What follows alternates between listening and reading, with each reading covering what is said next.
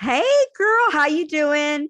I am so Good, glad, good. Ashley, to finally get to talk to you today. So, the first thing that I like to ask, and I think everybody's dying to know, is like, what are your stats? Like your name, your numbers, pre-op, what doctor did you do? Did you go to Mexico? Did you not? Like that, and kind of, Okay. share that with everybody.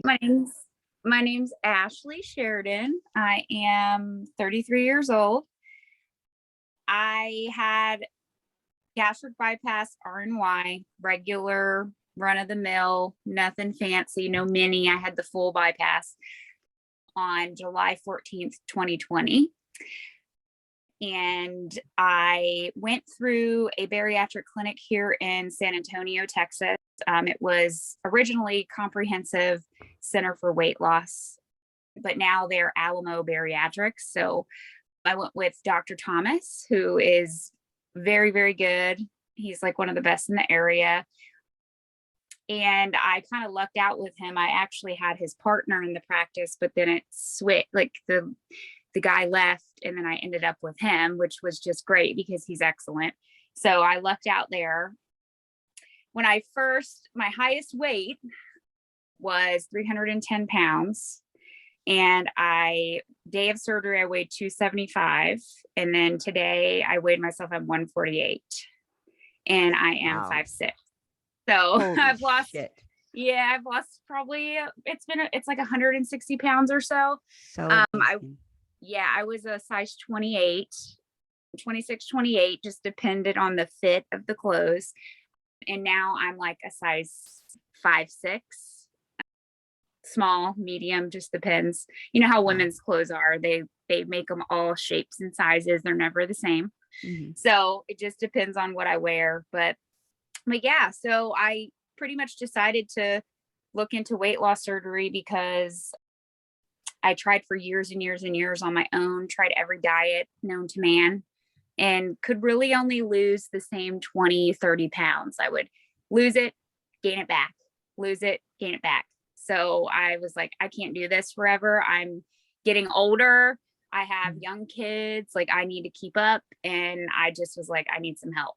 So that's where we're at. How was your surgery? So I have had 0 complications so far. A It was unicorn. right. Yeah. So I pretty much woke up from surgery and didn't even really feel like I had surgery, which I even asked the surgeon. I was like, did you even do anything? Because I just feel normal. And I think part of the reason was because he did it robotically. So what that is where he uses the Da Vinci robot instead of it being laparoscopic or open. He goes in and he doesn't even really touch you. He touches the robot and the robot makes all the moves and is very accurate. It's really good for post-op healing. So I think that's pretty amazing. much, I think that's why. And I also think I got lucky maybe, because there are some people I talk to that are like, I was dying in pain and the Yeah. gas and I just Yeah. didn't have that experience. Like, of course I had the typical gas pain that you get from being blown up with the air that they have to use, but Mhm. it wasn't terrible at all. Like it was pretty much woke up, left the hospital the next day and was completely back to Fine. normal. Wow. So, and then like I have had very little issues this whole time and anything I've had has been my own cause. Like I've eaten too fast. I drank too soon before eating. I ate something that was a Too little much bit sugar or too right, too much much fat. sugar, too many carbs. Mhm. So, and I've had very little issues with dumping. Like I have had it, but it's been because of my own doing. Oh yeah. so, Yeah. yeah. Um, So, but I'm like, I have dumped so many times. It's yeah. embarrassing.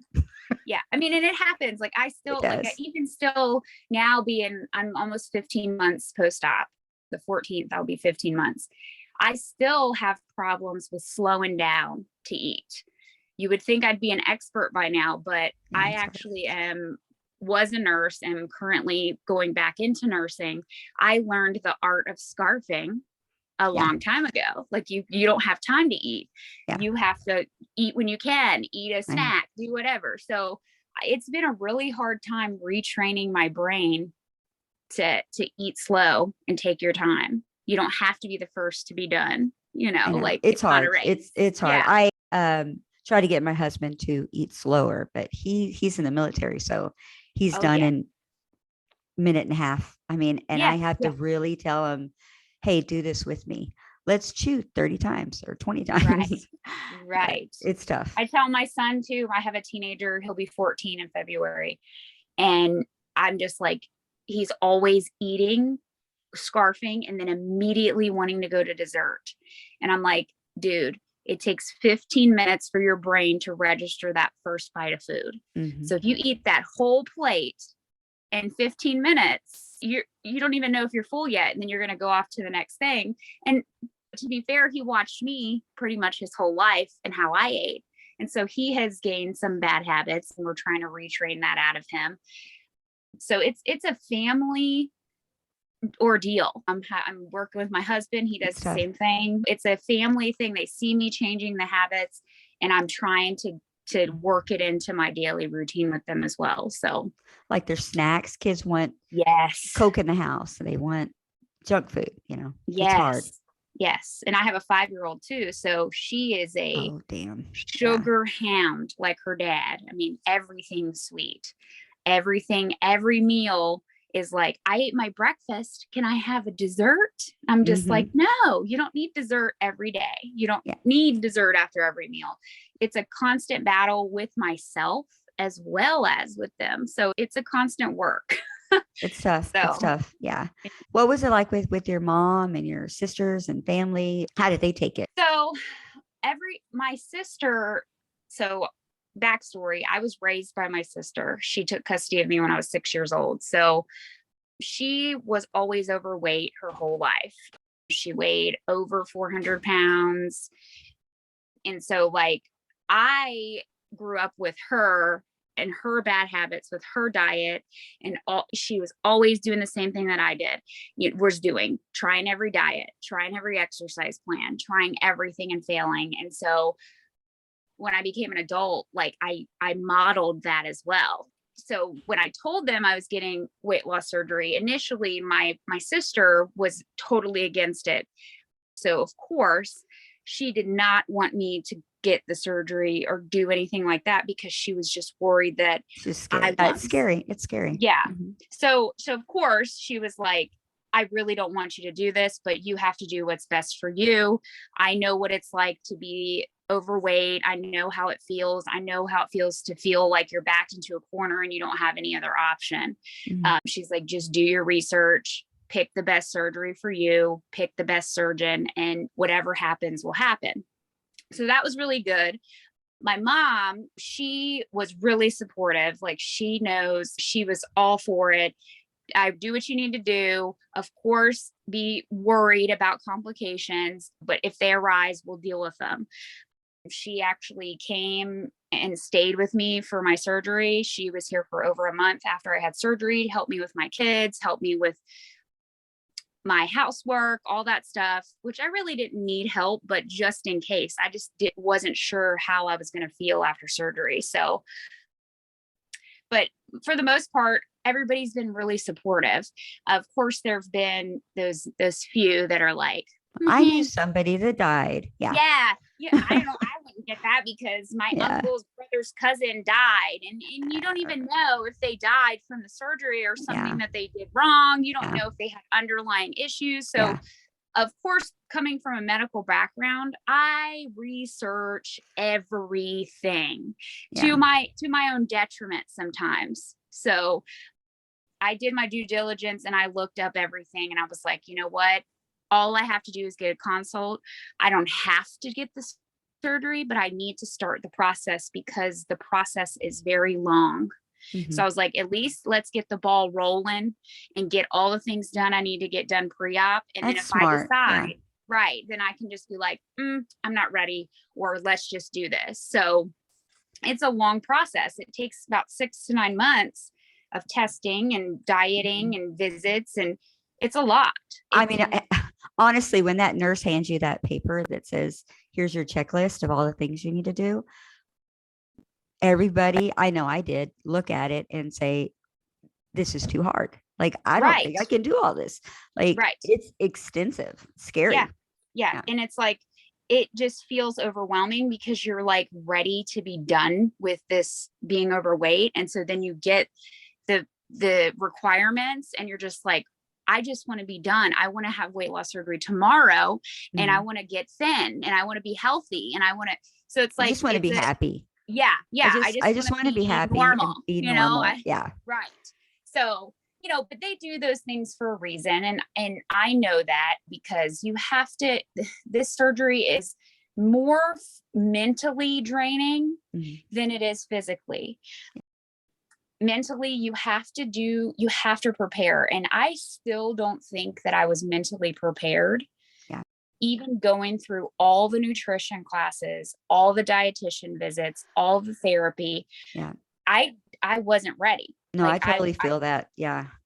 Me too. I just, Yeah, it's a head. You cannot prepare enough for what's going to happen. Right. Right. It's like a lot of us use food as a coping mechanism for whatever trauma we've had in our lives. And you get that ripped away from you. It's not gradual. It's immediately ripped out of your tools to cope. So it's like, if you don't really wrap your head around that, you're going to have a problem. You're going to have issues. So I always tell people, like, you really need to do therapy. I know everybody's like, oh, therapy, like it's a must. Like, you just have to do it because you have to work through ways of coping that aren't to do with food. Yeah. So yeah, I'm still working on that. I still, to this day, if I'm stressed out, I immediately feel like, oh, I'm going to go to food. But then I remember, no, you can't, you'll get sick. No, you're not going to do that. We're not doing this, like, so but I still, your number one go-to reward. Hey, it's the weekend. I need a treat, Right. So it's, and mind you, you can still have treats. My plan in particular is I thought it was pretty awesome. My nutritionist is like, if you want to have a cookie, have a cookie. You want to have a piece of chocolate, have a piece of chocolate. But a lot of times people don't have that willpower. They can't just stop with one cookie. And so I always tell everybody, find something that works for you. Like, if you make a sugar-free dessert and that fills that need, great. But if it's something that is a trigger for you to want to eat a ton of it, just stay away. Just don't even do it. I like the everything in moderation within reason, but some people just can't do that. And that's okay. It's so tough. And then you have times where you have your cookie in front of you and then you say, well, once you open that door, it's kind of like you can't stop sometimes. Or you have those slider foods where it's a little treat, but you can literally eat and eat and eat and eat. Popcorn is a no in this house because it's a very bad slippery slope with that, and chips and crackers. And it's just, for me in particular, I do all the grocery shopping. I do all of that. So it's like better for me to just not even bring it in the house.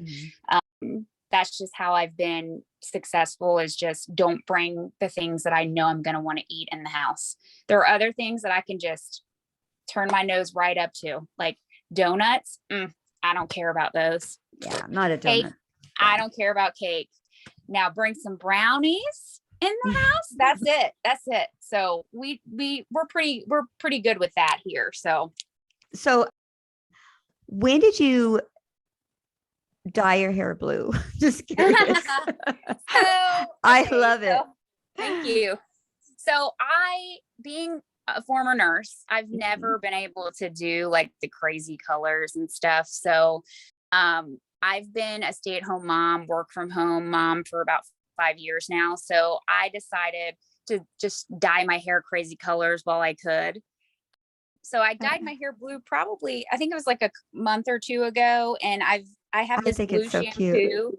I Yeah. love it, and I'm just like, I wish that I could just keep it, but I'm actually I'm finishing up school next month, and so I have to So you're gonna like go dye back it to a work. regular color. Yeah, Yeah. so they're not So there yet with yeah. being open about hair color. Like tattoos, or they're coming around to tattoos and all that, but like hair color, they're still kind of like, you need a Yeah. natural hair color. But Yeah. I love it. My hair has just been so crazy too with the surgery. So I've had it long. I've chopped it a couple times, and I just recently chopped it again because I had some more hair loss out of the blue. Oh, So girl, on November the 10th, I'll be 5 months post-op, but I'm losing crazy. And I put my vitamin patches on, and I just like, holy shit, it yeah, sucks. Yeah, I don't even want to wash my hair because then yeah, you go down the rabbit hole of, damn, yeah. I lost so much hair and it's horrible. Yeah. And it's something that a lot of people have this really emotional attachment to their hair. Mhm. So it's something that just happens with the surgery. And luckily, for the most part, it's temporary. Mhm. But 9 times out of 10, a lot of people lose a lot of hair mass. And for me in particular, my hair has always been thin. So I was like, lose my hair, like I'm going to be bald. Yeah, I don't know I what, can't do it. Yeah. right. Yeah. I was just like, this is not going to be good. So, and I also have endometriosis. So with endometriosis, you have hair loss as well. So it's a double whammy for me. So finally I was just like, look, we're going to rock the short pixie cut for a while It's and adorable. see what my hair is going to do. And then we're going to keep it moving, because it's just hair. It grows back. I know for some people it's more than that, but for me, I was just like, it'll be fine. Luckily, I think when you get past like 6 months or so, it starts to stop gradually. At least it did Thank for God. me.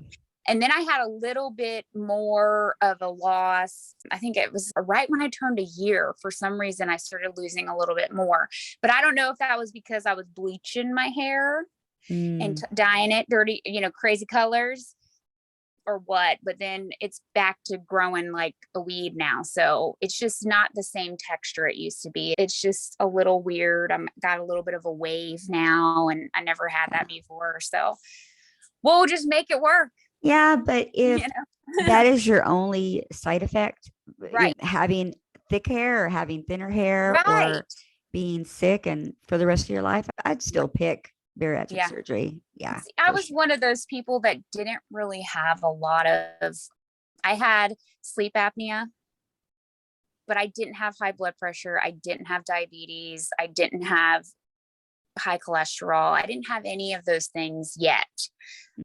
Not to say that I wouldn't have had those down the line, but I had a really, really high BMI. So my BMI was a 43. And so you get an automatic approval for most insurance companies at 40. And so if your BMI is like at a 35 or so, then they require you usually to have what they call a comorbidity, which is like high blood pressure, diabetes, like that. Yeah. That was me. I was barely at 35, but I had health issues. Right. So, yeah.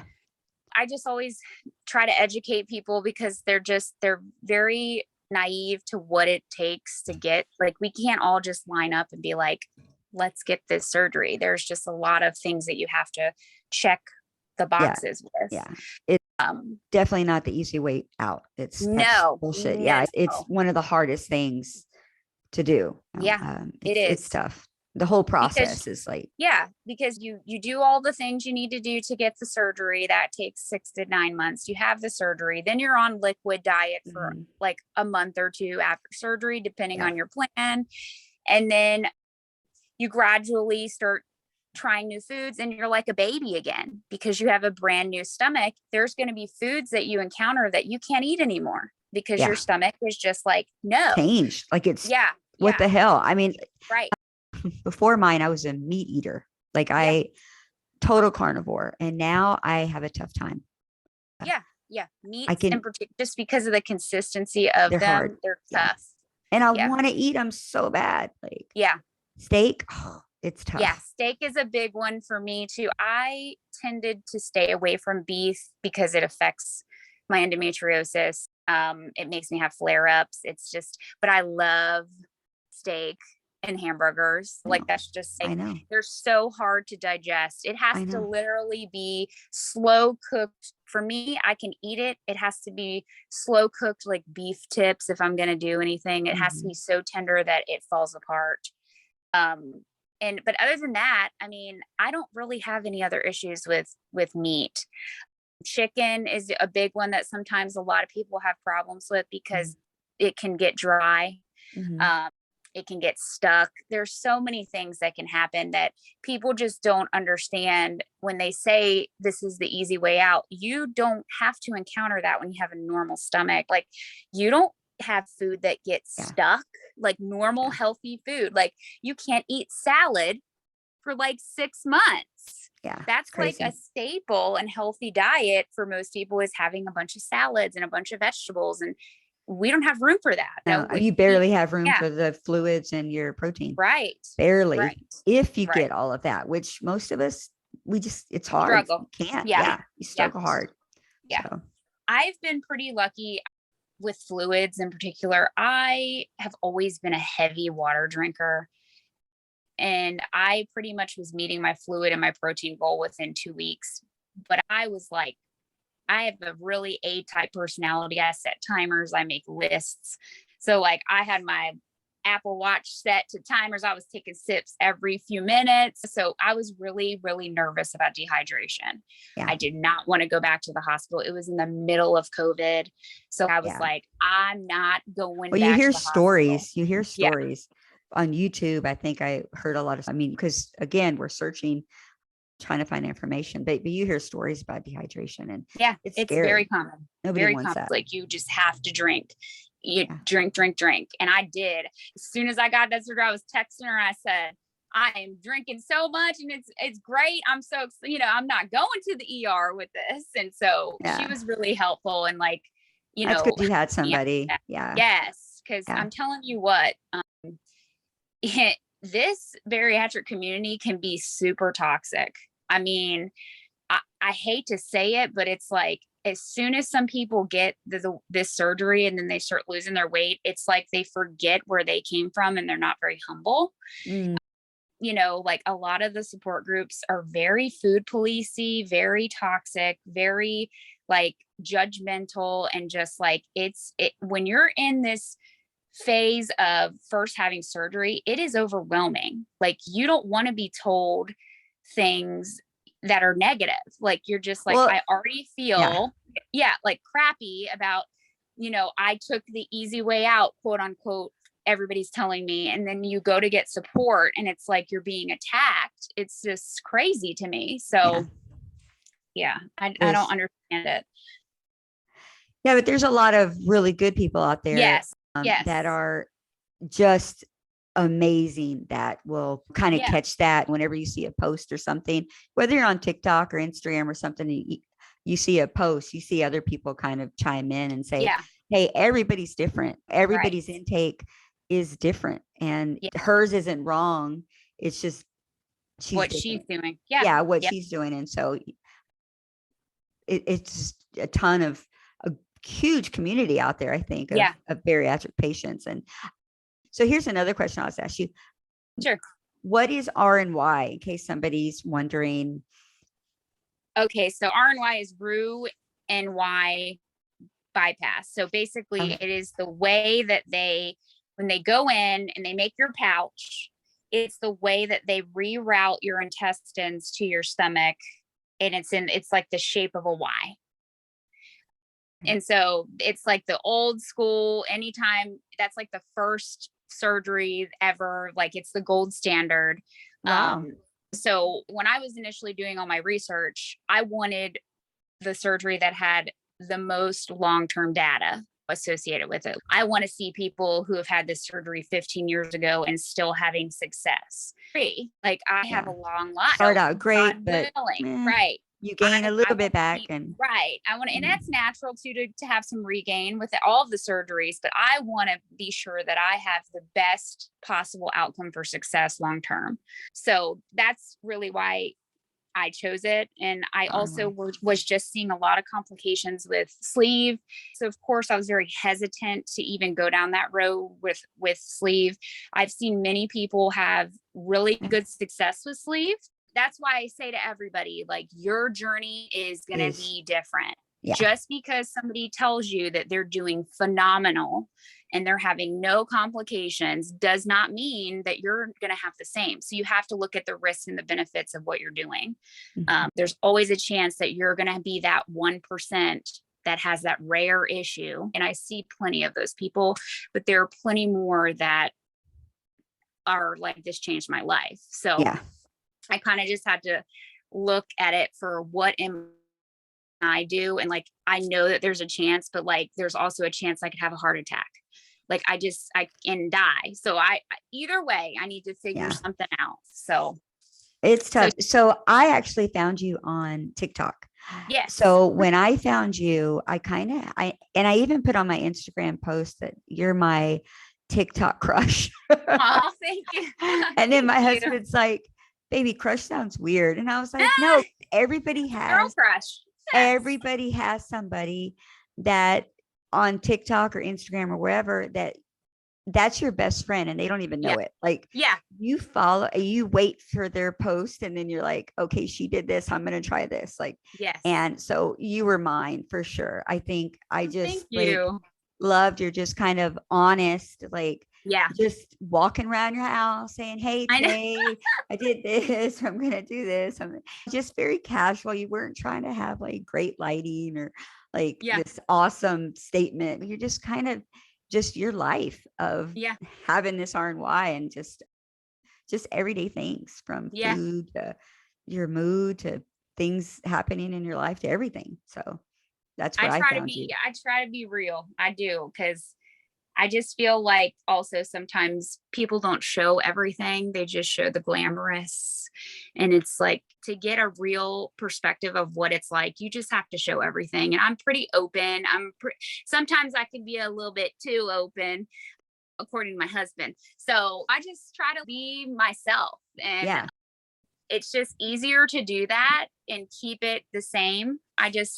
I appreciate all the followers too. You guys just don't know how much it's helped me to be accountable and to know that there are people that are watching me and looking to me to figure this out. It made it much easier for me to actually like be successful. And I have like a little family and it's like, everybody is like, go girl, you look so great. And it's just great. It's great. I love it. And even the ones that come in that are like, I can't eat that much. And I'm like, okay, cool. I still just let it roll off. And there's some times where I have a few of my followers that have been getting really thrown through the ringer, man. And I'm just like, I go over there and I'm defending and I just love it. Like, I just love just everything about it. So, and TikTok to me was like, I'm too old for this. Like when I first started, I was like, this is for everybody teenagers. thinks that. Yeah. But it's not. I mean, there are Yeah. so many things that you can find out on TikTok. There's medical information. There's You doctors. could type in anything. Right. How do And I so, change a yeah. tire? And you get like thousands of people talking Right. about changing a tire. So, you know, I was like, I'm just going to do this because I need something to keep me accountable. Daily posting or whatever, my recipes, everything. I love to cook. So I've never had a problem with cooking. Yeah, your meal preps are amazing. Yeah. Yeah. Thank you. Yeah. And the funny part is I don't even meal prep for myself. Like that's so who do you like, meal prep for? So one of my friends, she had a baby like 8 months ago or so, and she's trying to lose her baby weight. And so I typically cook dinner like for me in particular, breakfast and lunch are kind of like, I just throw some stuff together because it's different every day. Yeah. I get like a Starbucks, the doppio thing. Yeah. Right. So I drink like a protein coffee for breakfast and then I eat something for lunch, but it's like thrown together.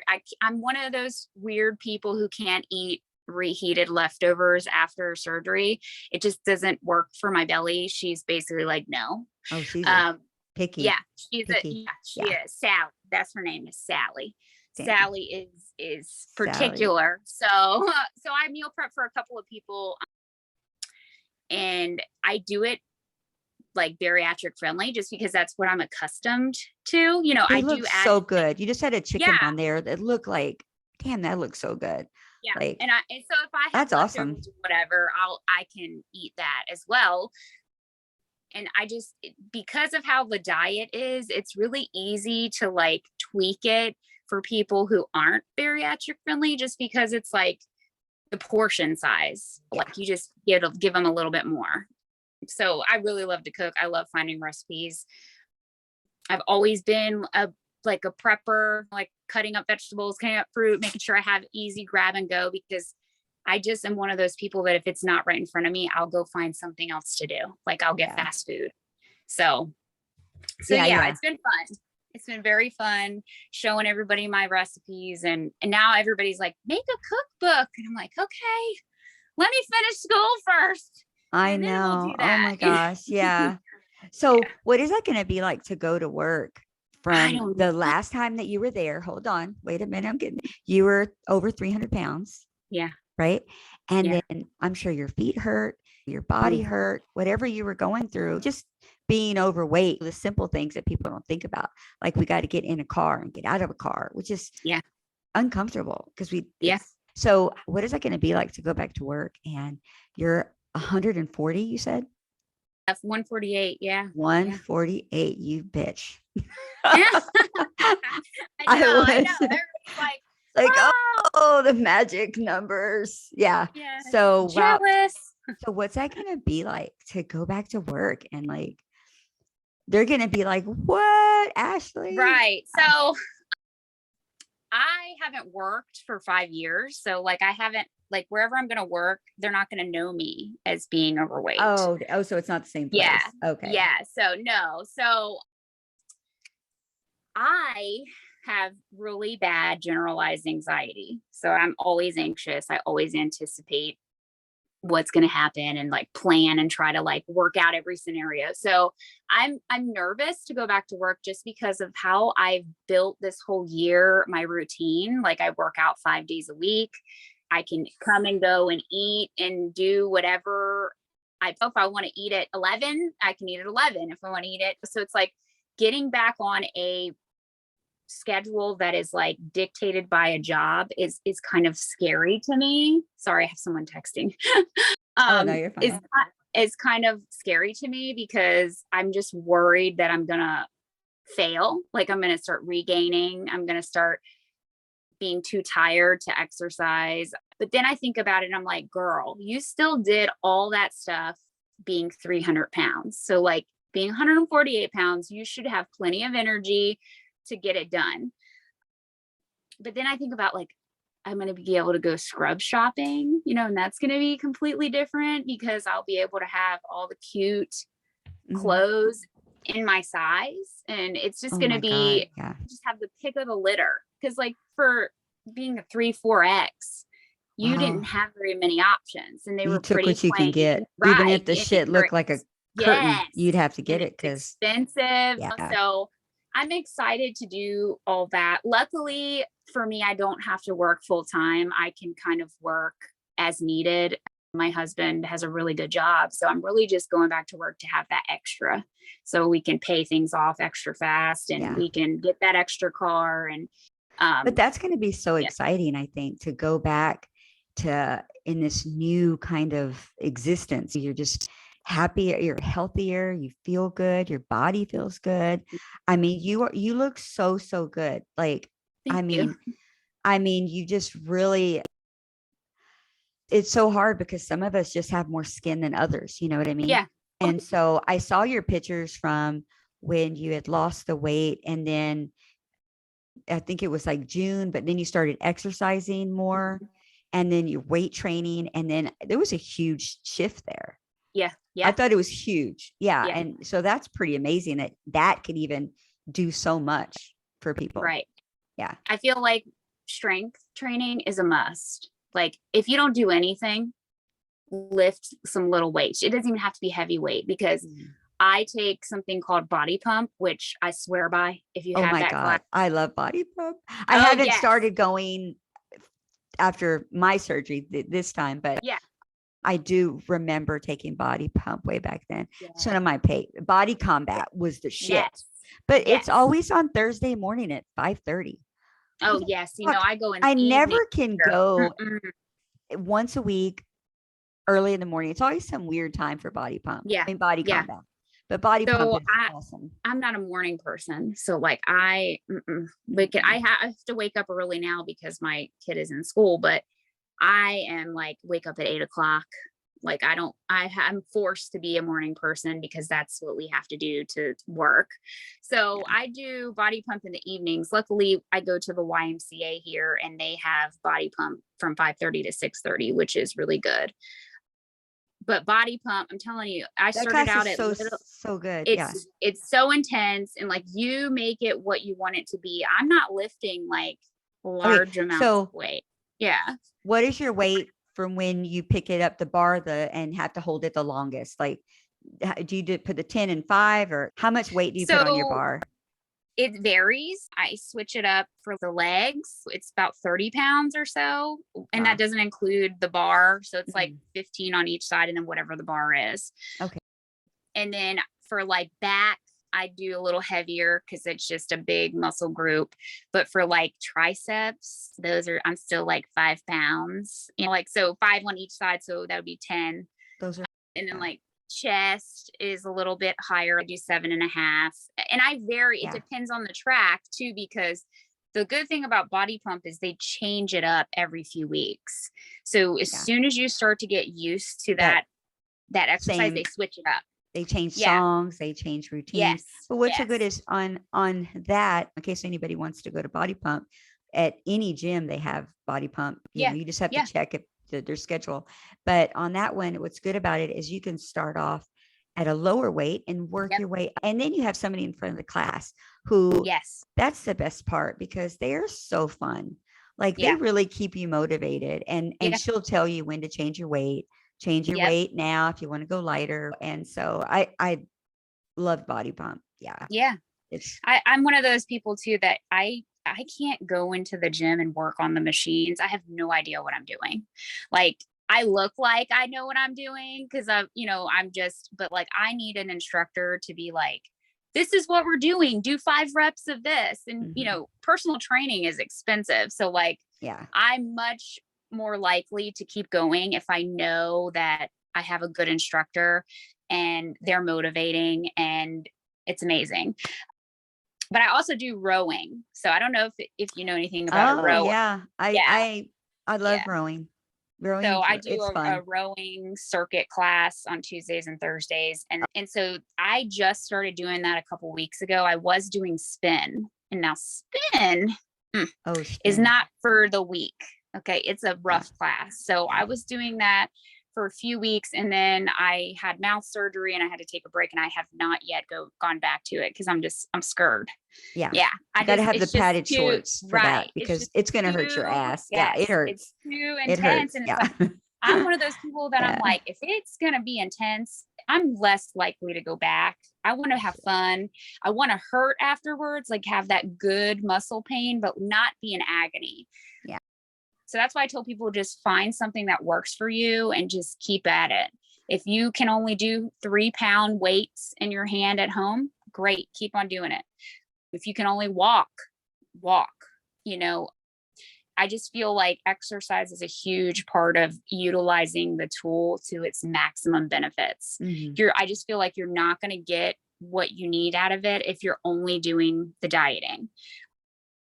Just because I felt like I was never going to get down to my goal weight, which was at 175. My doctor was like, wow, you can get down to 175. It's going to be hard for you. You'll be above average if you lose to 175. And I said, oh, really? That sounds like a competition. That sounds like a challenge. And I'm very competitive as well. I'm a gamer. I love the game. I'm super competitive. So I was like, challenge accepted. And I'm at 148. So I'm not going to take that as the only answer. Yeah. So anybody out there who is super competitive, or you have OCD, bariatric surgery is for you, because you will love measuring everything. Yes. all of these things. Yes. So yeah. And then you have number goals, like you gotta hit. Like for me, I was excited to track all my numbers because I'm like, this is what I have to do for the day. And my plan, my nutritionist was like, well, it's not really about calorie intake. And I'm like, look, you need to give me a set of numbers that I have to meet, because then I will exceed that. I just need to have a guideline. My nutritionist wouldn't give eating. me anything. She wouldn't give me any number. I asked her, well, what's my macros, or what's my number? What's my calorie goal, or how much carbs am I supposed to get? She says, CeCe, the only thing I want you to worry about is your water intake, and 64 ounces, and your 60 ounces, 60 to 80 of protein a day. Yeah. Everything else, don't worry about it. So I was like, fuck, it's hard enough to manage that. So, I mean, I kind of get where she's coming from. Like, start off, manage that first, and then move up to something else. And then if everything falls into, like, usually if you hit those, everything else falls into place. Like, you know, I don't even look at carbs, because number one, I can't even get the amount of carbs I need for the amount of exercise I do still. So I don't really look at, if it's higher in carb, I look at that and I'm like, well, what is the carb coming from? Is it from fruit? Is it from vegetable, or is it from grain, or whatever? And that's nut butter. Nut butter. Yes. So it just all naturally falls into place. And I actually am a part of a bariatric, like, gym rats group on Facebook, which is really awesome. There's so many people. Gosh, I need to join that. Like, you wouldn't even know. I'm not a gym rat, but I aspire to be one. Like, yes. They just look incredible. Like, you would have never known that they have had surgery. I mean, just the fact that they can build that type of muscle, and they're eating crazy amounts of calories because they're lifting so much. And so it's like, everybody has this whole, like, oh, you shouldn't be eating over 1,000 calories for life. That's not realistic for everybody, especially those people. Cause, like, if they were only eating 1,000 calories, I don't know where that muscle would be coming from, cause they're built.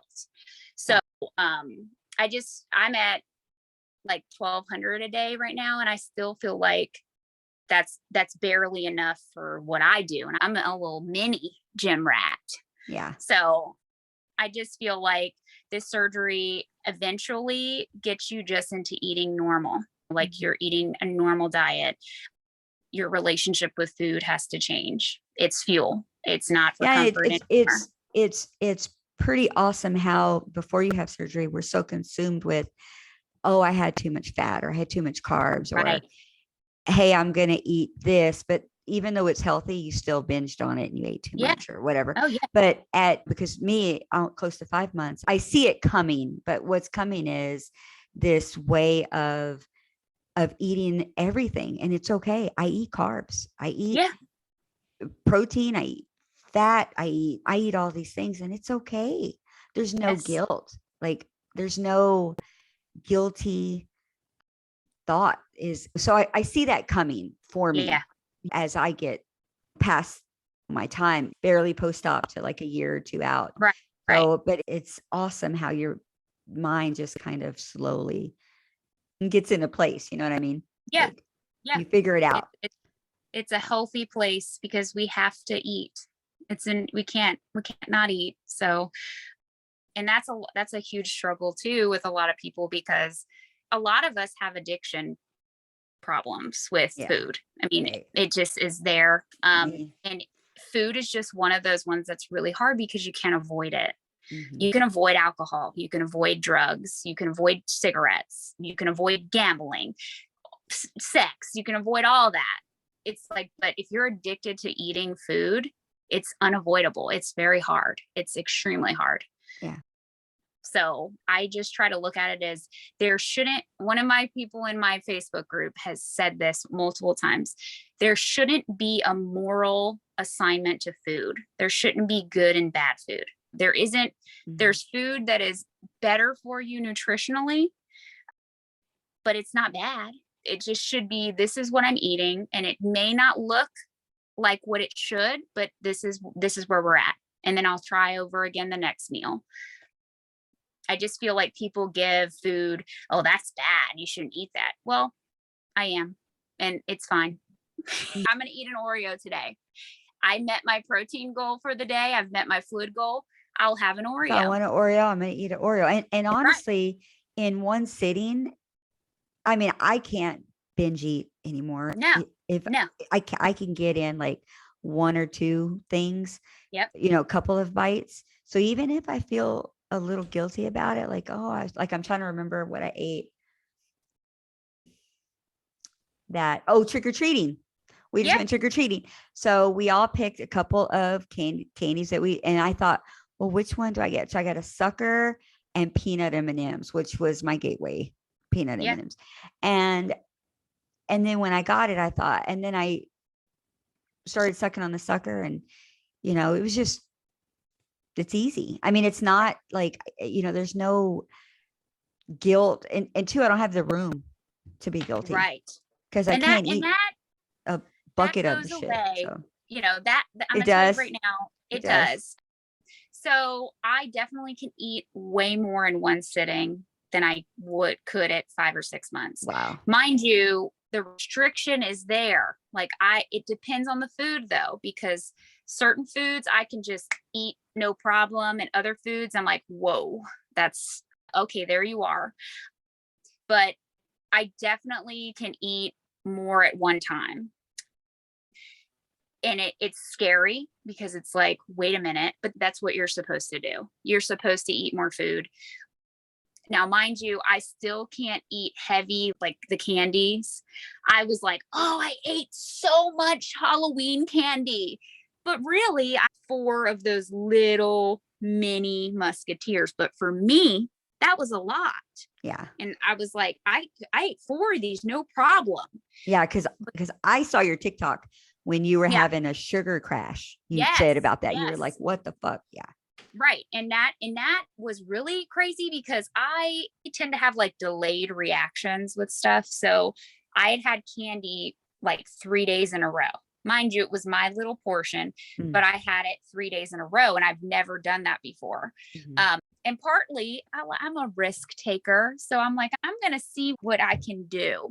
And I was quickly reminded that that's not what we're doing here. So I have been having some weird sugar things going on, which apparently is something that can happen with bypass. I got blood work done and I'm waiting to see what's going on. But I'm having I had a couple of days when my mom was here. She's a diabetic. So she has her glucose meter. Yeah, I saw that video. So I took my sugar a couple of times. I was feeling really funky, just weird and kind of shaky. And I was like, what is that? So I checked my sugar a couple of times and it was in the 50s and 60s. So that's too low. But what I think it is that I waited too long to eat. Oh yeah. No, that's a huge problem. Yeah, I get that too, because I don't have the hunger pains. Nope. Like for me, I get nauseous. Yes, I start to get really nauseous and sick to my stomach. This and that's wave how of I know I need to eat. Yeah. That's exactly what happens to me. And I set a timer still to eat, because if I don't ever start eating, I just won't eat. I don't feel the urge to eat. And my surgeon said, well, if you are feeling that after 6 months, it's never going to come back. He's like, usually that comes back. They cut the nerve and they take away the chemical that's in your body that produces hunger. It's called I'm not sure what it's called, ghrelin, or there's some, I'm not 100%, but it's a chemical that is in your stomach specifically that they try to cut a majority of that out when you have bypass. So I don't have hunger at all. I don't even get hunger pains. I don't even get empty stomach feeling. I just get immediately feeling sick. So that's how I know. And I'm like, it's been 6 hours since you had that protein shake. You better freaking eat now, lady. So I think that's probably the issue. So I've been trying to eat more smaller, frequent meals, just because of how my blood sugar has been doing. But I'm still unsure if it's reactive hypoglycemia, which is very common with bypass patients afterwards. I hope it's not that, because that's problematic for me, because it's heavily related to carb intake and I need carbs. So I'm not going to fret it. I know how to combat it. I just have to eat smaller, frequent meals. So, okay. So I was just going to ask you, do you plan on having skin surgery? Do you plan on doing that later, or so like what areas do you want to hit? So my arms are really bothersome to me. The bat wings. I just recently did a TikTok where I showed some of my loose skin, just because it's really hard to tell in photos, especially with all these good compression leggings that we have nowadays. Yeah. It's very hard to tell. And I think people get so just like discouraged when they see me in particular, because they're just like, oh my gosh, your belly, you have abs, and you just like, oh, I wish I could look like that. And it's like, yes, I love the way my body is reacting to what I'm doing to it, but I still have troublesome areas, like my arms in particular. That's got to go. And I've always had really big arms. So like, I knew that my arms were going to be something that was going to have loose skin. I have some on my belly, but it's like not very bothersome to me at this point. Like it's there. And if I bend over like on all fours, you can see that it's like, there's a lot there, but like I can hide that in my clothes and I can wear shapewear. The arms here in Texas, that's unavoidable. I'm not going to go with long sleeves. I love wearing muscle shirts too, but I have arms too. And I've always been scared about arms because people say the scars are terrible. But I don't care. I want to do arms. I am actually going to go get tattoos once I get that surgery to cover that up. And it's going to be expensive, but that's just something that is in the plan, in the financial plan. It's going to get saved for, and we'll see what happens.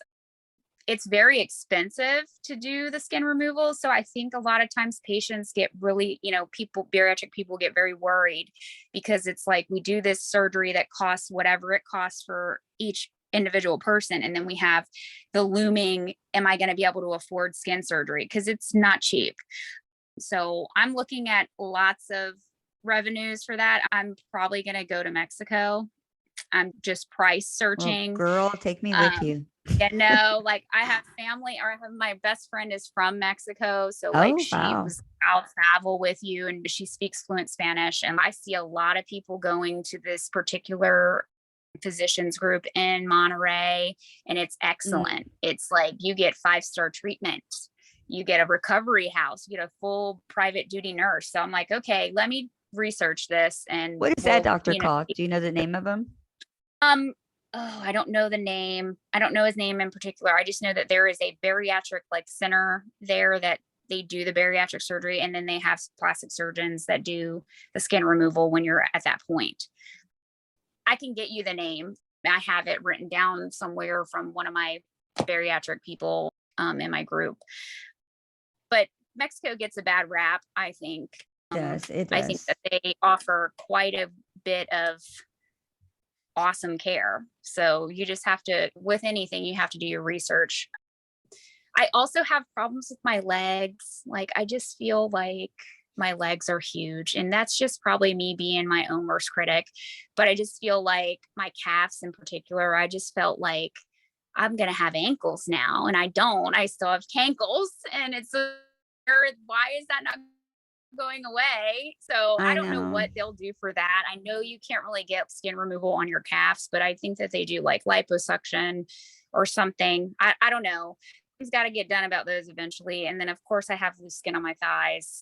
That is it. The way that it works is it kind of like bunches up where it's loose, and it looks kind of cellulite like. And I just, it's just me and aesthetic. No, I totally want to do legs too. I totally want to do. But I would want to do the body surgery too. There's a lot that I want to get done. So for me, I am a baby with pain. So I would probably do it in stages. Like I'll probably just do my arms and boobs first and see how I do. And then if I want to go back later, do the tummy and the legs. Just because like I know it's probably cheaper to do it all at once, but like no ma'am. See, I kind of want to do it all at once. Yeah. And if you can, because anesthesia is hard on your body. Yeah. It's hard on your body. Yeah. It's either 6 hours or right. I mean, if I have enough help and I have enough support, I will see what happens. And I'm not really particular about my belly either. So like if I don't get it, I'm good.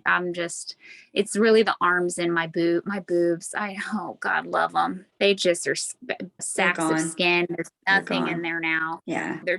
It's very weird because I've never been a big chested girl anyway for my size. Like for being over 300 pounds, I was like swallowed up by like the chest area of like a 3X. I never could fit bras that were my size around. I've always been just kind of not blessed in that area. So I knew that was going to happen too. I was just going to lose all of it, which is fine. I'll get those fixed too. I breastfed 2 kids too. So yeah. It's just, it's mommy needs a makeover. That's all. Yeah. And you know what? That's kind of part of it. It's probably, a total upside. I mean, at least you're not talking about like, my diabetes is getting really bad. Right. My hypertension is getting amputated. Yeah. So if that's your issue, like, hey, my boobs disappeared, then I mean that's something we could fix a lot easier. Yeah. So, and Mexico is a huge alternative. There's another place, I'll have to find the name of it. They're over there by Tijuana. So, and they pretty much do the same thing. They give you a suite and it's beautiful and they take care of you and they do all these procedures and stuff. And so I definitely want to do that too. But I am so glad that I finally got to see your face. Yes. And I'm very happy to meet you and have fun and get to chat with you and learn about you and stuff. So I'm super excited that you were my second episode, the second episode that I've ever talked to anybody before. So I'm so excited and can't wait to get to know everybody. I want to hear everybody's story. So thank you so much for being here. I wish you the best and I will definitely keep in touch. Yes. Yes, ma'am. All right. Bye-bye. Okay. Bye-bye.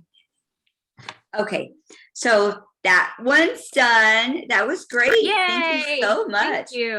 I think we got some good information. We'll start the other one now. So I have a question. Do you have anything that's ever happened to you that was like, holy shit, like funny or embarrassing or anything like that? Like, what's the worst thing that's happened since surgery? Yes.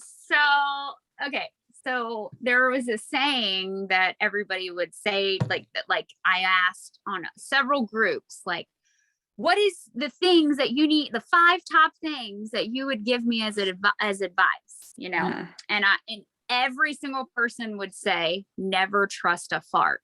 And I was like, okay, like, what the hell does that mean? Yeah. And what they mean is you will shit yourself sometimes on this, with this procedure. It's not even like, you'll just think it's a normal fart and it's run to the bathroom. So I've had a couple of incidences where I was like, oh, it's fine. It's just a little toot. No. It's full on, get in the shower. It's, and I don't know why that happens. Like, and it only happened initially.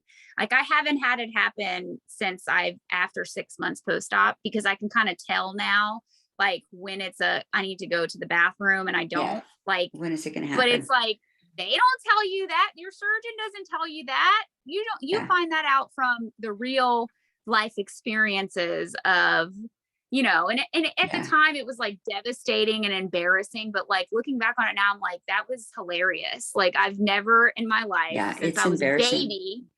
Right. And I was like, luckily I was home and I wasn't out in public, because good Lord.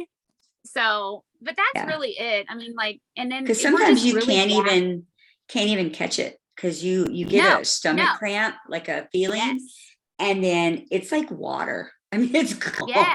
It's so embarrassing. Awful. Like, it's so horrible.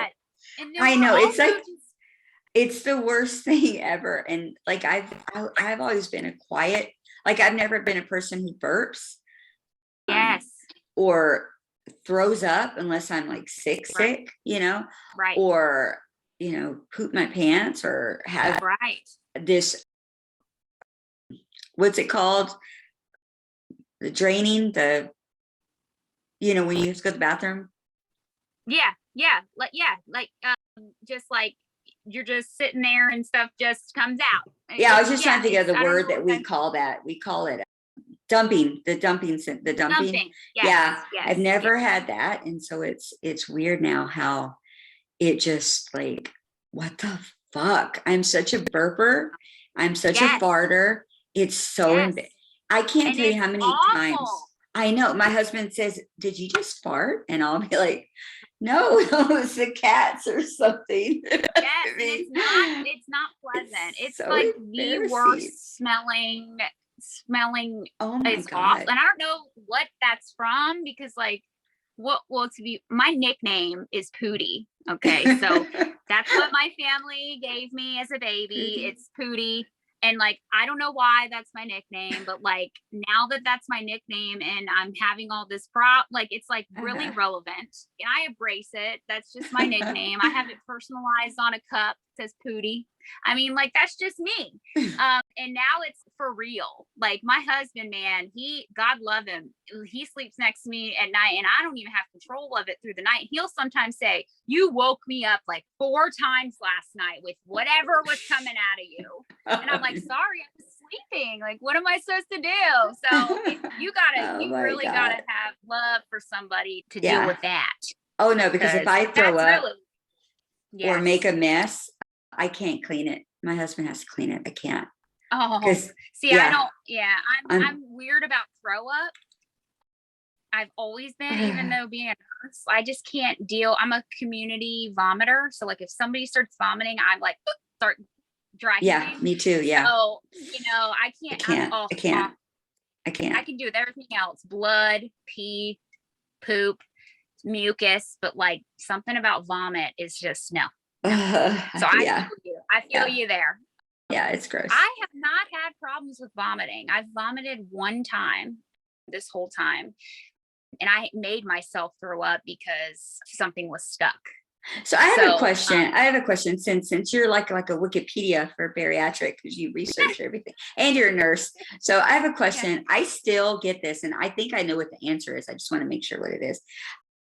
If I eat, it seems like, hey, I did really good. Like 5-10 minutes go by. I did really good. Nothing's wrong. It's okay.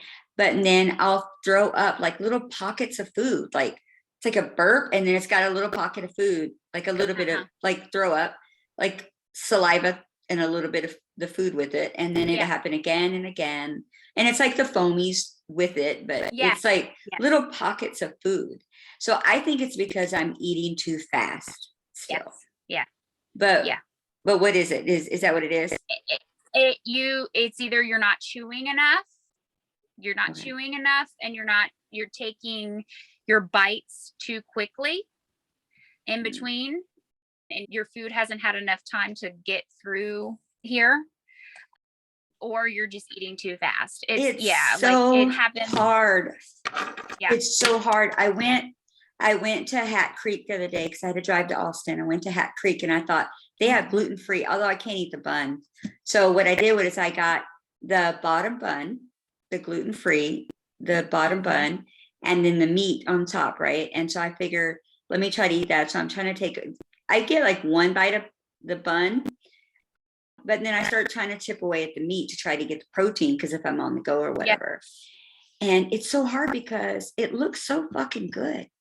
And I know I only have so much minutes before the cheese dries up and it's not warm. Yes. So it's like you see it. It's like I want to eat it.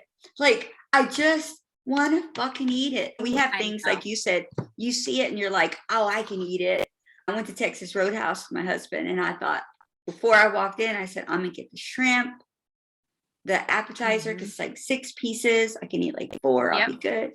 No, I order the 12-ounce ribeye, the loaded mashed potatoes, and then the loaded baked potato.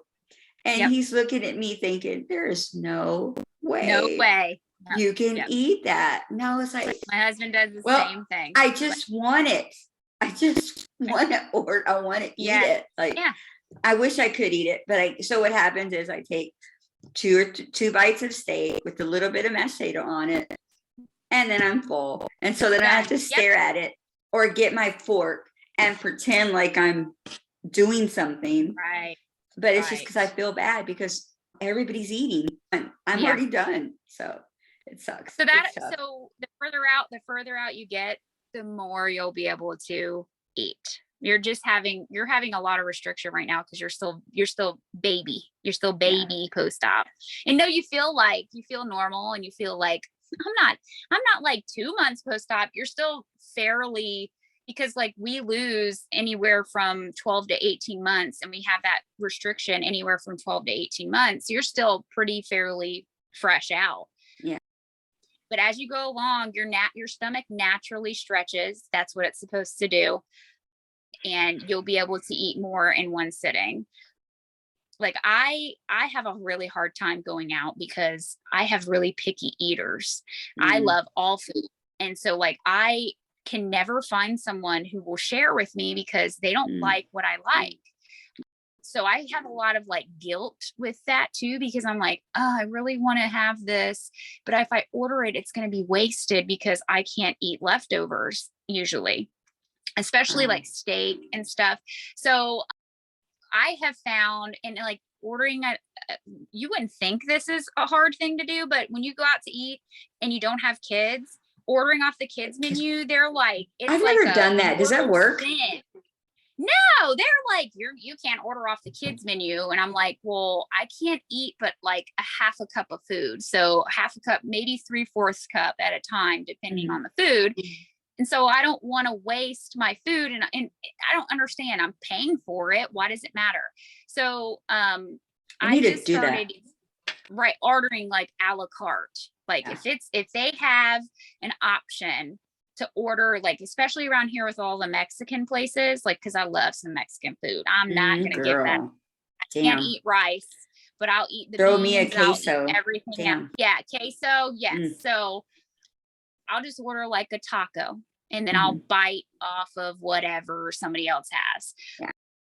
But luckily, we don't really eat out a lot because I cook so much. But I mean, shoot, I still have where I want Chick-fil-A, and I just make it work. And I can't eat it. I can't. Yeah. You can't have Chick-fil-A?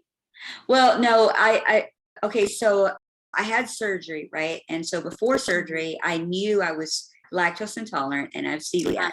Right. So I've had celiac for like 15 years. It sucks. Yeah, it sucks. Yeah. So I had the bariatric surgery, but I found that like before I could eat a little bit of dairy.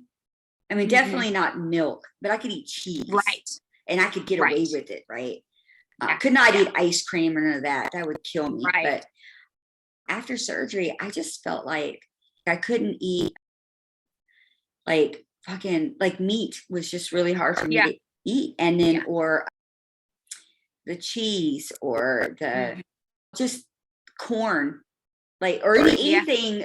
And so what I did was I went and got that. It is called the Everly Well food sensitivity test. You can do it. And so I found out that I'm actually like food sensitive to like almonds, which really sucks because I've been drinking almond milk forever. And so corn, red meat, shit that I've been eating all this time and I didn't know it because I was still kind of bloated after bariatric surgery. Yes. Like I was still bloated and I still felt like shit. And so once I did this test and actually took those things out of the equation, I felt my stomach went down. It's flat now. So I'm like, fuck. And so I feel better, but it just sucks. I don't give a fuck. I still had a couple of bites of steak. I mean, it's hard. You can't go to Texas Roadhouse and not get a goddamn steak. You can't. Right. Perfect. Yeah. Right.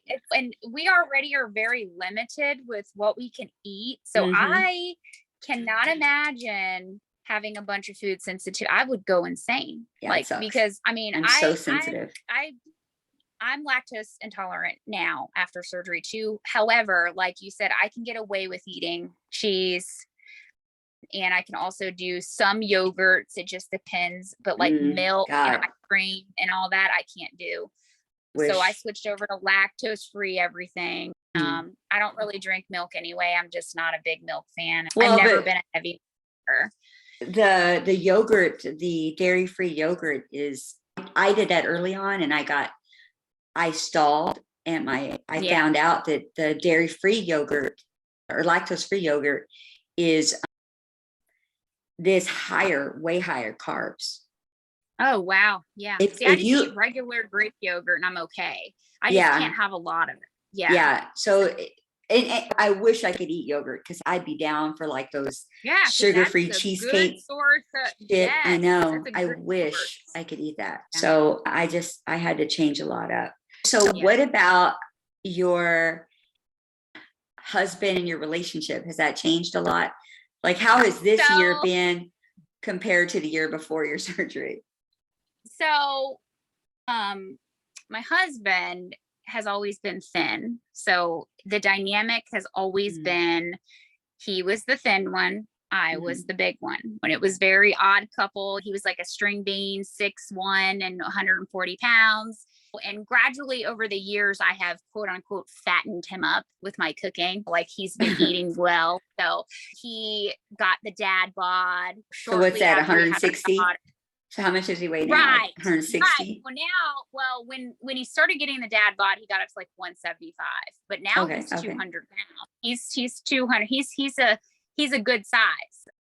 But it's mostly in the dad bod areas, like the little belly, and he's got the little, it's not in his legs or his arms. He's just like kind of like, thick.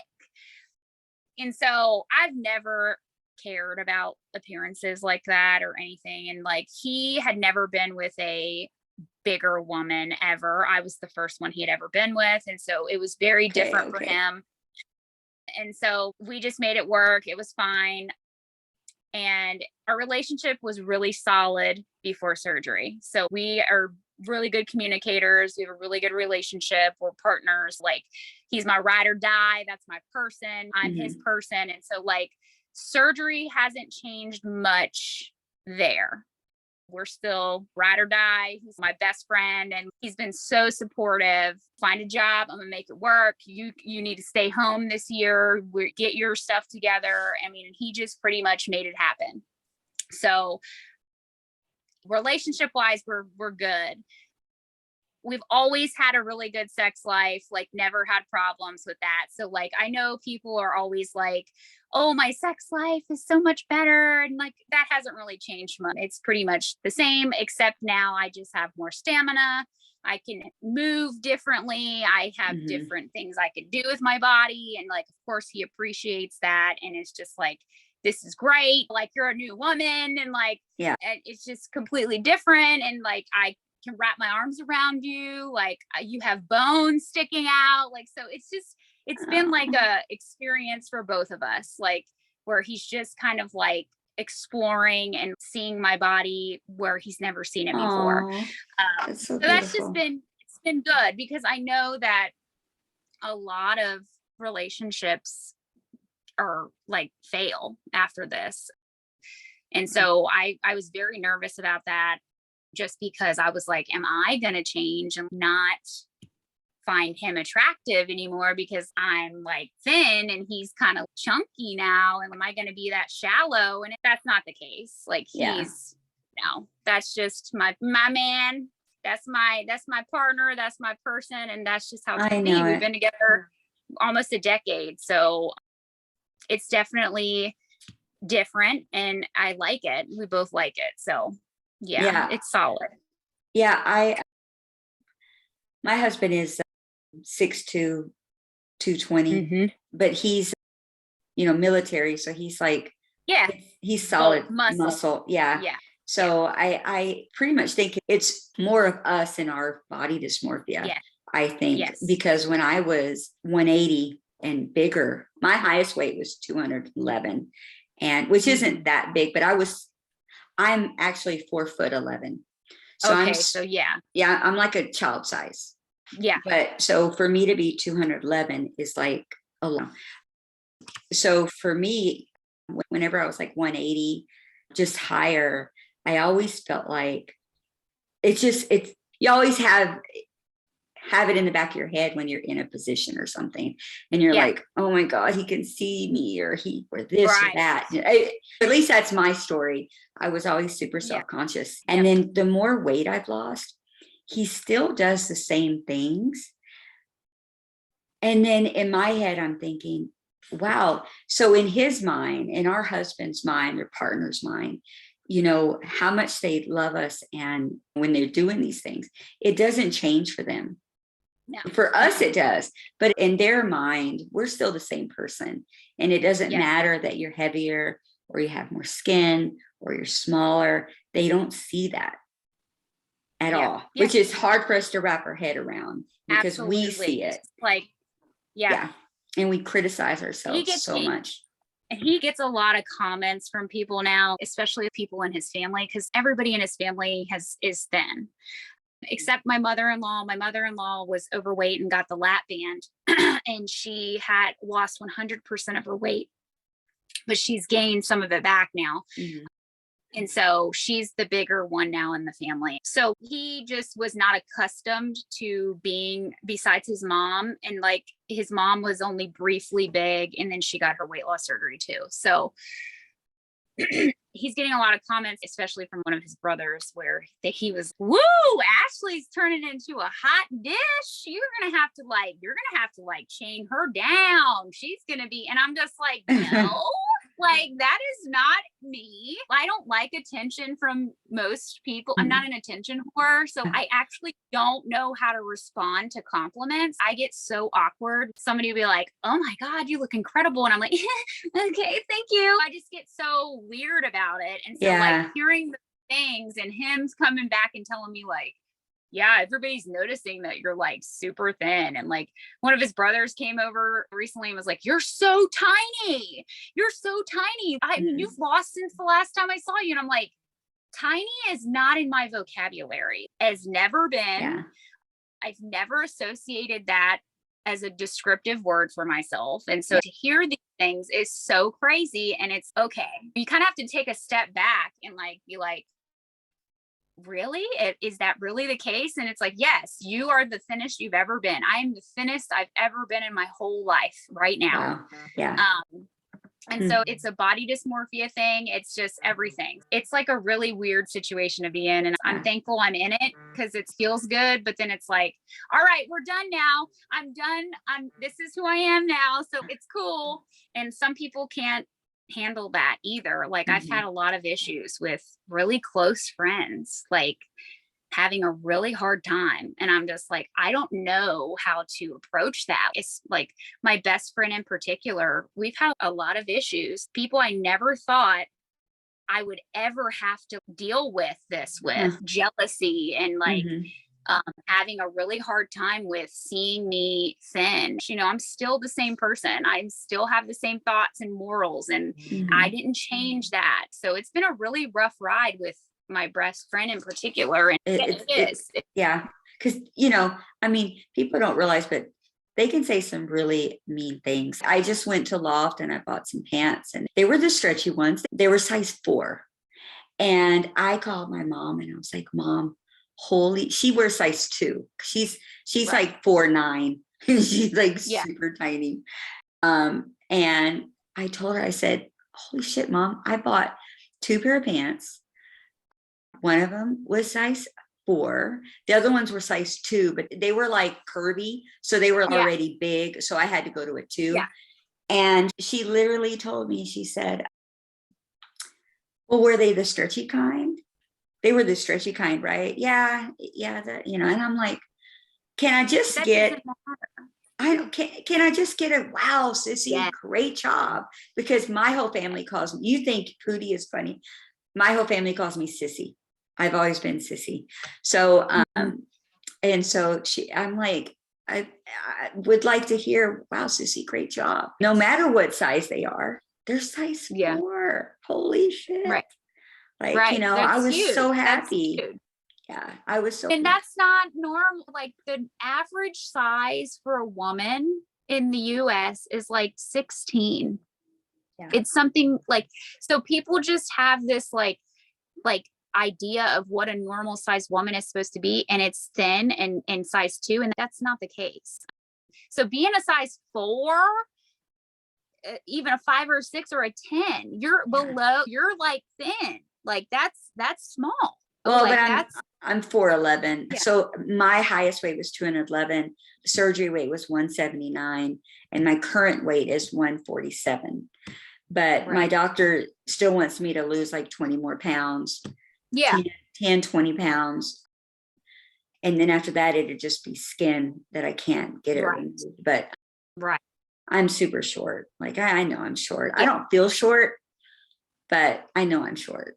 So I'm barely. And of course, 11. EMI is whatever it goes by. So even me being 148, I'm still on the high end of my BMI. I'm supposed to be, you know, like my range is like 120 to 148, and I just hit it. Crazy. So I'm on the high end. So like, you know, I'm like BMI crocker, you know. You just go by you gotta feel good about yourself. My clothes feel great. I'm good. I'm strong. I'm healthy. And if I get to a 130, okay, but I probably won't, and that's fine. I'm fine with where I'm at. I'm below where they expected me to be, and I did that kind of purposely because I want to be having some wiggle room if I have some regain. They say you gain 10 or 15 pounds or whatever it is. Right.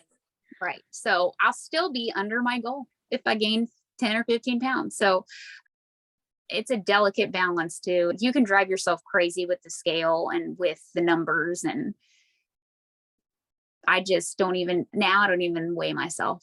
I've come to that point where I'm just like, I probably do once a week. I do once a week, but my his job has a huge gym. So we kind of train together. Yeah. That's awesome. 3 days on, 1 day off. And then, so we do CrossFit every day. Yeah. And I love it. So I've sort of plateaued, but I think it's because I'm exercising more. I don't really weigh myself, but like once a week, because I feel good. My clothes feel good. So I don't want to obsess about the number. Even though I want to lose more, I don't want to go look at it. I feel like you probably still have time to lose. I mean, we lose well. I'm still losing, and I'm 15 months. It's really slow comparatively to what it was when I first started, but I'm still losing about a half pound to a pound a week. So so once I started exercising, my weight it's weird how I do it. I started it when I was like 152. I fluctuated between 152 and 155, and it was like a couple of weeks, and I was so frustrated.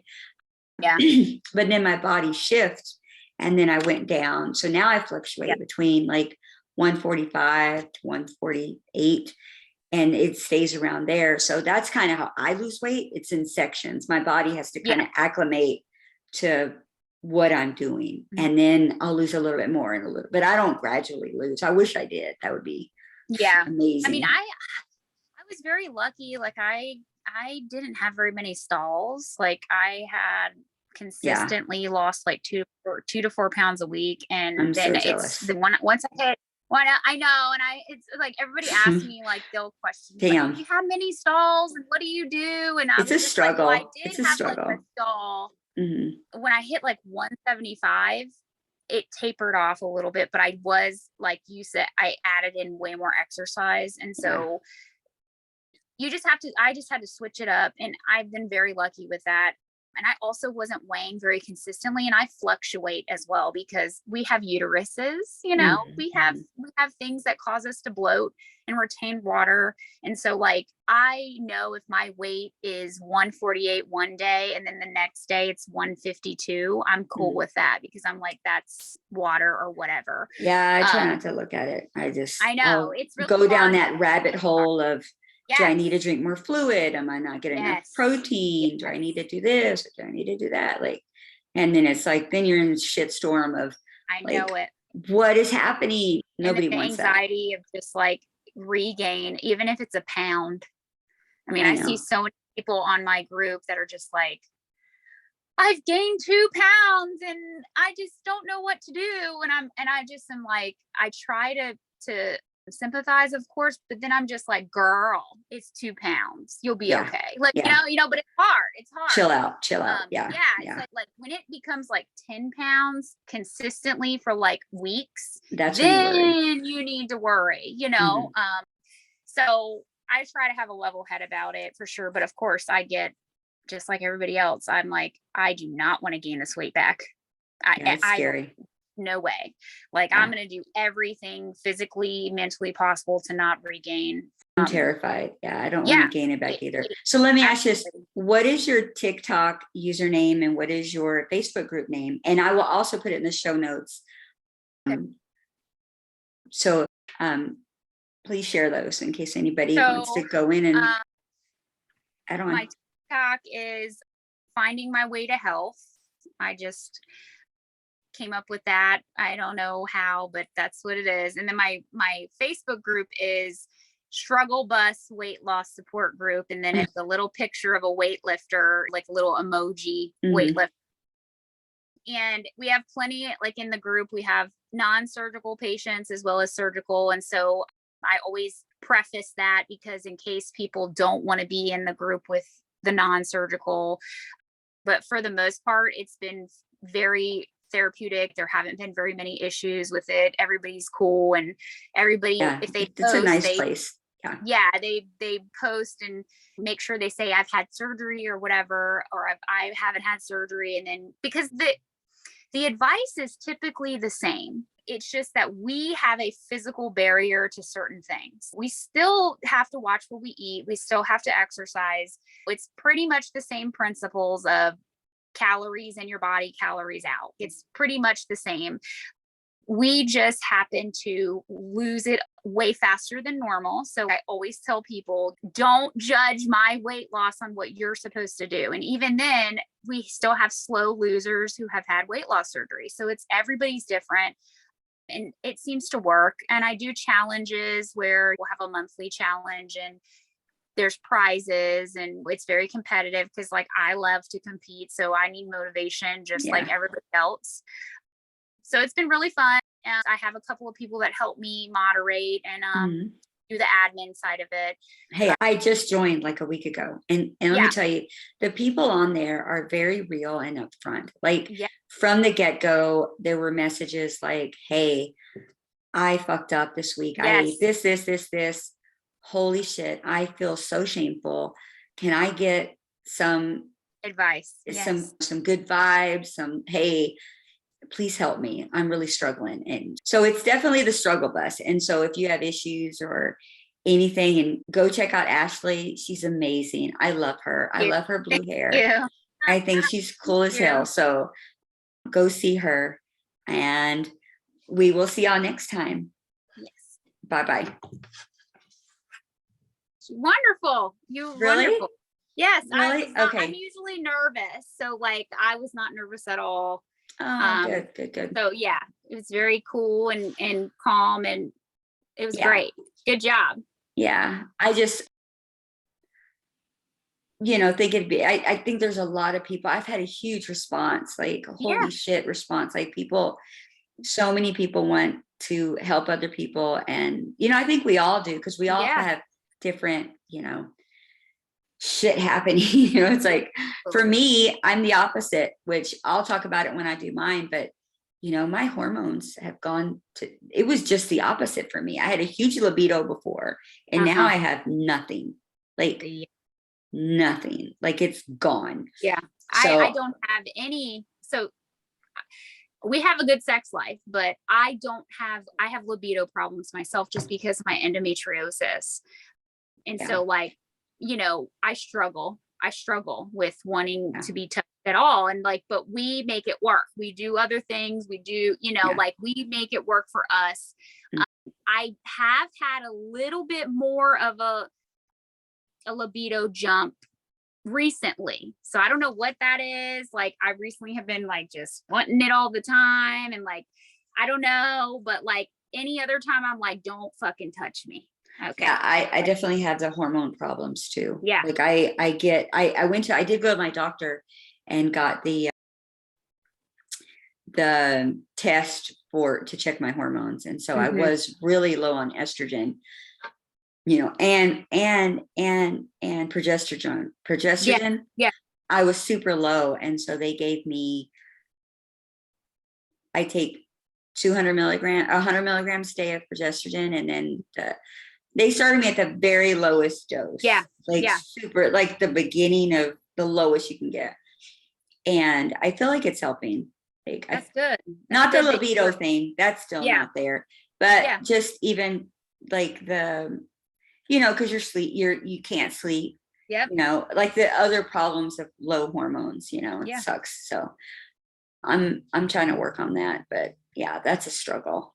I have to be on birth control constantly because of my endometriosis, and that fucks you up anyway. And I right now, like, you can't take birth control pills on bypass and have it not make you pregnant. So I had to get an IUD.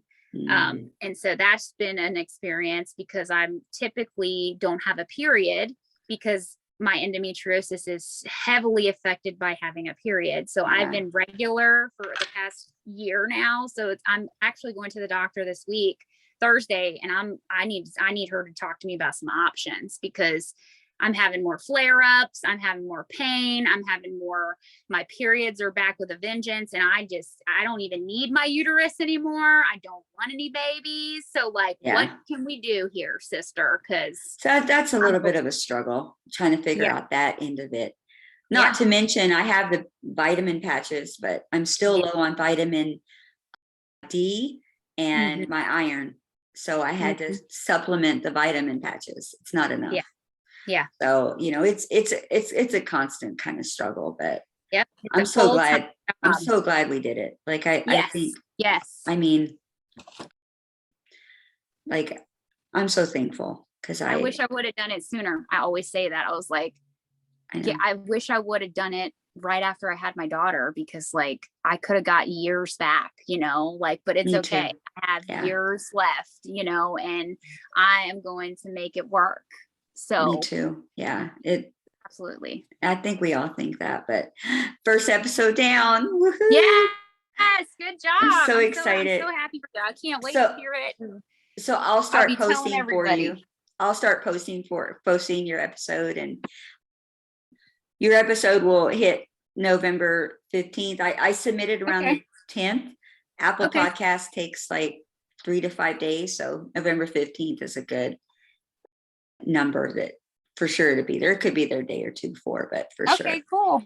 So excited. Thank you so much. Thank you so much. I appreciate it. I love it. And I wish you luck. I'll be listening and getting people to listen. Well, I'm kind of like you. I don't have nothing else to do. I'm retired. I know.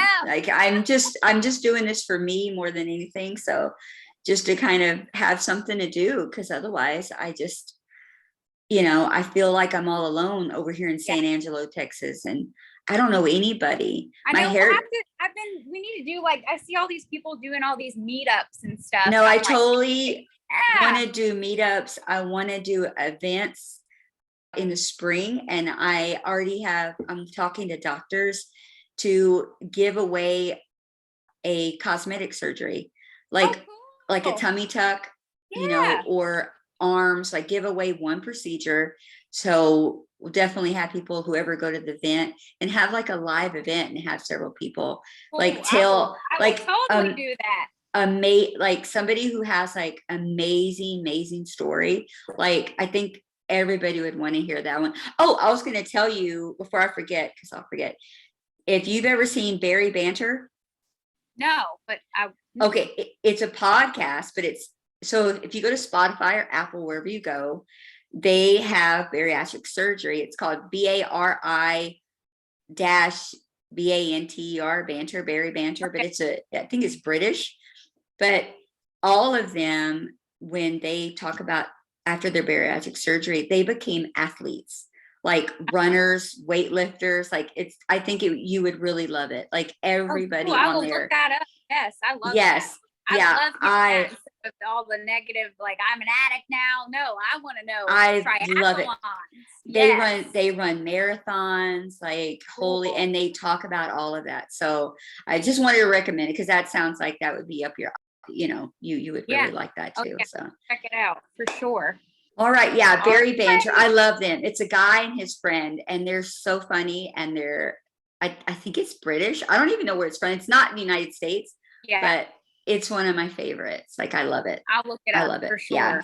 All right, girl. We'll talk to you later. Right. Thank you. Thank you. Okay. I just hung up with her, but I don't see where it says record. It recorded. So what do I do? Oh, I need to end it. Mm-hmm. So I stopped the video. Mm-hmm. Okay. Yeah.